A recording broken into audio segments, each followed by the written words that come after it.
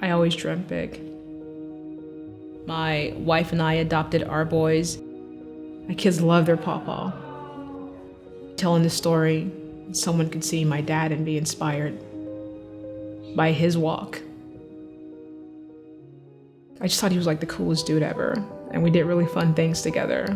It puts a lump in my throat, the way I felt about my first child. It gets me right now. I was a black hippie in every way, and they grew long hair. I remember we're walking down our neighborhood in Robstown, and he's sort of bouncing me. We were talking and stuff. I felt this hot, gooey. And I just threw up all over his hair.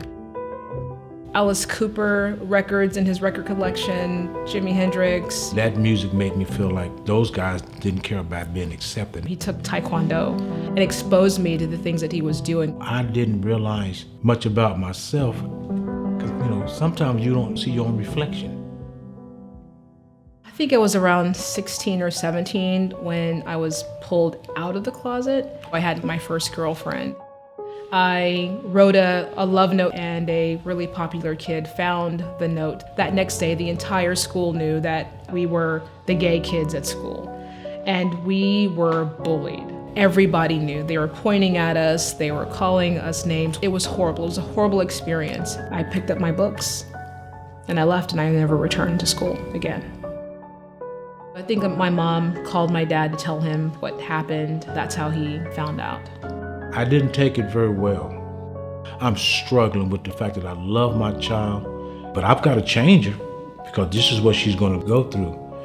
I didn't realize the damage that I was doing. I never would have thought that anything would have shifted in my relationship with him, but when he found out, he was devastated. His oldest child was gay. I physically and emotionally abused my daughter because of my hang-ups. People I love suffered. I was a soldier to society's ignorance. I felt an immense amount of rejection, and that created a break. I was living on my friend's floor. I said to myself, this is not what I want. I said, I'm moving to Dallas. As I continued to find myself with or without my parents' acceptance, I think that was a turning point.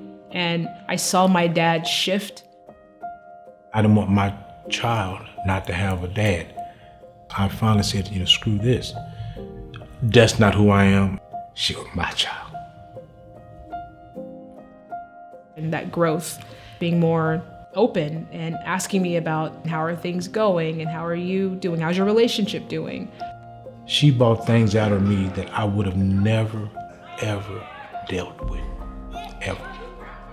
The luggage I was packing, I had to unpack my bags with Stacey.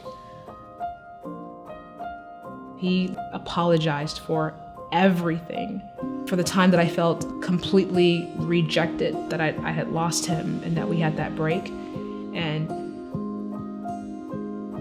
I'm sorry for hurting you, and I love you.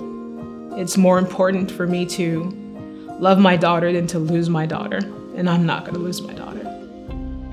That hero, go back to the little girl who threw up on his head and watched him in Taekwondo. I got my hero back.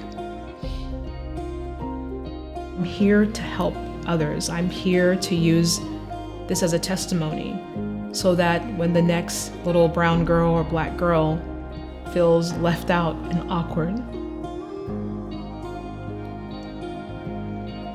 maybe I can help.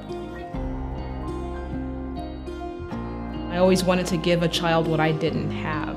So now that I have a wife and two beautiful boys, and we have this family structure that I never had growing up, it's everything, and I protect it at all costs. It's a dream. If you think about where we came from and what we went through, to have you around for your grandchildren and to be this amazing father-in-law. Dad loves you. I love you too, Dad. Thank you for being here. I wouldn't have it any other way.